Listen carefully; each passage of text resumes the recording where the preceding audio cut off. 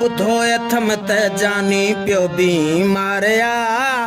कजा ख़ैर मौला साईं इहो हिकु यारवा कजा ख़ैर मालिक साईं इहो मुंहिंजो यारवा बुधो अथम त जानी पियो बीमारिया कजा ख़ैर मौला साईं इहो मुंहिंजो यारवा कजा ख़ैर मालिक साईं इहो हिकु यारवा ॻाल्हि कई अचे कासिद मूं सां बचण जहिड़ो हू नाहे इहो ॿुधी मुंहिंजो बि वियो आहे साहु संदन मां छॾाए ओ ॻाल्हि कई अची कासिद मूं सां बचण जहिड़ो हू नाहे इहो ॿुधी मुंहिंजो बि वियो आहे साहु संदन मां छॾाए छो जो मां हुन जे हू मुंहिंजे आधार आहे कजा ख़ैर मौला साईं इहो हिकु यारवा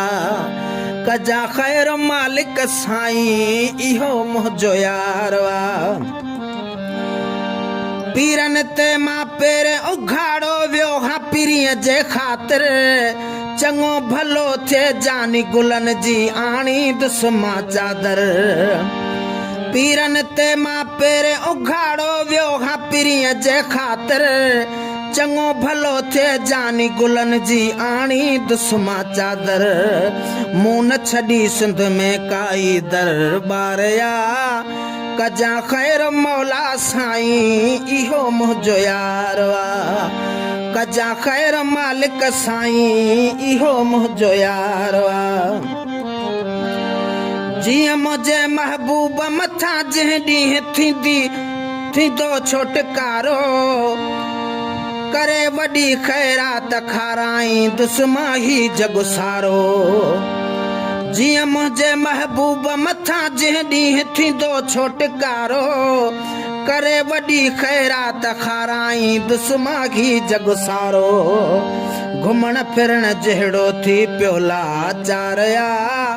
कजा ख़ैर मौला साईं इहो मुंहिंजो यारवा कजा ख़ैर मालिक साईं इहो मुंहिंजो यारवा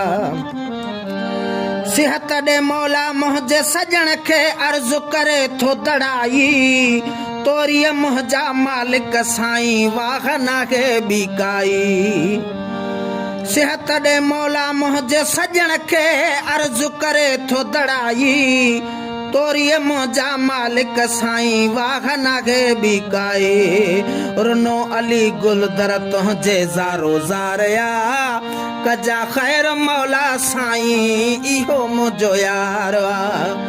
कजा ख़ैर मालिक साईं इहो